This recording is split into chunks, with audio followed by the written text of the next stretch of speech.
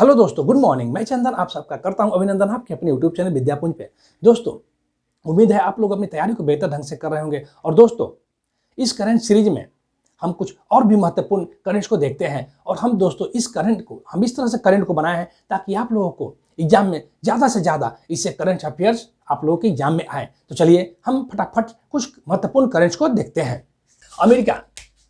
America जो कि भारत का सबसे बड़ा व्यापारिक भागीदारी देश बन गया है, वहीं चीन जो है दूसरा नंबर पे है। महिलाओं के लिए महिला सम्मान बचत पत्र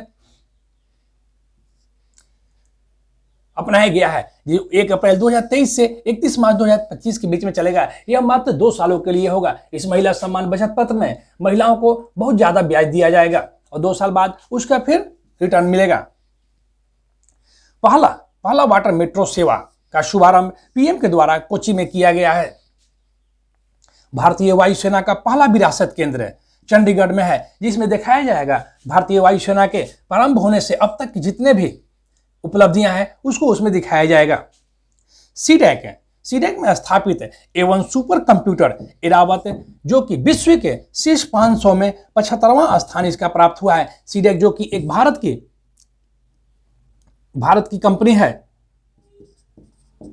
कंप्यूटर डेवलपिंग एडवांस कंप्यूटिंग, या सीडेक जो कंपनी है। और यह उसके बाद दोस्तों देखते हैं हम संयुक्त राज्य जनसंख्या कोष से यूएनडीएफ है। संयुक्त राष्ट्र जनसंख्या कोष यूएनपीएफ के द्वारा यदि हम देखा जाए तो 19 अप्रैल 2023 को इसके जारी रिपोर्ट में भारत जो है विश्व का सर्वाधिक जनसंख्या वाला देश बन गया है और दूसरे पोजीशन पर चीन है और उसके बाद तीसरे पोजीशन पर अमेरिका है, जो कि 142.9 करोड़ जनसंख्या भारत की होगी और पहला नंबर पर है। उसी तरह 142.6 करोड़ के हिसाब से चीन दूसरे पोजीशन पे है और 34 करोड़ के साथ अमेरिका तीसरे पोजीशन पे है। लेकिन दोस्तों, यदि एग्जाम में क्वेश्चन पूछा जाए कि संयुक्त राज्य जनसंख्या कोष के तहत अभी विश्व का सबसे नंबर 1 जनसंख्या किसका है, तो भारत का है। लेकिन दोस्तों यह पूछा जाए तभी, लेकिन दोस्तों यदि पूछा जाए कि 2011 के हिसाब से विश्व का जनसंख्या भारत का कितने पोजीशन पे है, तो भारत दूसरे पोजीशन पे है और चीन पहला पोजीशन पे है। इसलिए इस पर आप लोग ध्यान देंगे। दोस्तों, नेविगेशन प्रणाली के दूसरी पीढ़ी के नेविगेशन सैटेलाइट NVS-01 का सफल परीक्षण होगा, जिससे नेविगेशन में बहुत ज्यादा फायदा होगा। भारत जो कि मालदीव को 2 युद्धपोत सौंपा है, क्योंकि भारत पहले जो कि युद्धपोत या दूसरे जो कि निर्यात करता था, बाहर से आयात करता था, लेकिन भारत अब खुद युद्धपोत बनाने लगा है और यह स्वदेशी युद्धपोत को मालदीव को 2 युद्धपोत देगा।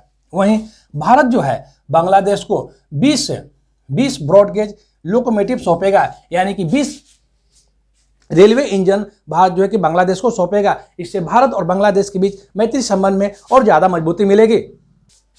दोस्तों, नए संसद भवन जो कि हमारे देश में बना है, उसका लोकार्पण 28 मई 2023 को हुआ है और नए संसद भवन से बहुत से इंपॉर्टेंट करंट में क्वेश्चन बनेंगे और वो आप लोग हमेशा याद रखेंगे, क्योंकि भिन्न एग्जामों में भिन्न जरूर क्वेश्चन बनेंगे। तो आइए हम देखते हैं नए संसद भवन से कितने सारे एग्जाम में कितने सारे क्वेश्चन बनते हैं। तो देखते हैं नए संसद भवन का, जिसका लोकार्पण 28 मई 2023 को हुआ। वहीं इसका आधारशिला 10 दिसंबर 2020 को रखा गया था। इसका आकार त्रिभुजाकार है, जो कि षष्ठकोण के माफिक भी दिखता है। संसद भवन का जो लोकसभा कक्ष है, उसमें बैठने वालों की जगह 888 है। वहीं राज्यसभा में बैठने वाले नेताओं की संख्या 384 जगह है। वहीं यदि लोकसभा और राज्यसभा का सत्र संयुक्त सत्र बुलाया जाता है तो उसमें बैठने वालों की क्षमता 1272 तक है। 1272 है, जिसमें 1272 लोग बैठ सकते हैं। वहीं लोकसभा का जो थीम है वह मोर पे आधारित है। मोर जो कि हमारे देश का राष्ट्रीय पक्षी है। वहीं राज्यसभा का थीम कमल पे आधारित है, जो कि हमारे देश का राष्ट्रीय पुष्प है। वहीं संसद भवन के प्रांगण में बरगद का वृक्ष लगाया गया है। नए संसद भवन में 3 मुख्य द्वार वहीं 3 उप द्वार बनाए गए हैं, जो कि जल थल और नभ को समर्पित हैं। वहीं 3 मुख्य द्वार ज्ञान द्वार, कर्म द्वार और शक्ति द्वार जिनके नाम हैं। वहीं नए संसद भवन के शीर्ष पर अशोक स्तंभ बनाया गया है, जो कि 4 शेर का है। आप लोग जानते हैं कि अशोक अशोक स्तंभ जो कि अशोक महाराज द्वारा बनाया गया था, जो कि मौर्य साम्राज्य के सबसे बहुत बड़े राजा थे, वही नहीं ये देश के सबसे बड़े राजा थे।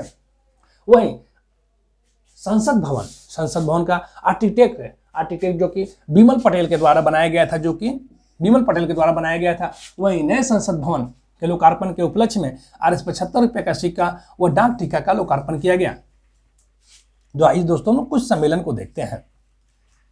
आप लोग जानते हैं कि G20 2023 का सम्मेलन जो कि भारत में हुआ है, और इसके तहत बहुत से सम्मेलन भी किए जाते हैं जो अलग अलग शहरों में हुआ है। उसी तरह महिला सशक्तिकरण पर G20 का सम्मेलन आगरा में 11-12 फरवरी 2023 को हुआ। वहीं 12वीं विश्व हिंदी सम्मेलन फिजी देश के नाडी शहर में किया गया, जिसका थीम हिंदी पारंपरिक ज्ञान से कृत्रिम मेला तक। खजुराहो नृत्य महोत्सव छतरपुर मध्य प्रदेश में हुआ। वहीं अमृत पैक्स 2023 जो कि राष्ट्रीय डाक टिकट संग्रह का प्रदर्शनी करता है, और यह प्रगति मैदान दिल्ली में हुआ। वहीं श्री अन्न महोत्सव यानी कि मिलेट महोत्सव जोधपुर में संपन्न हुआ।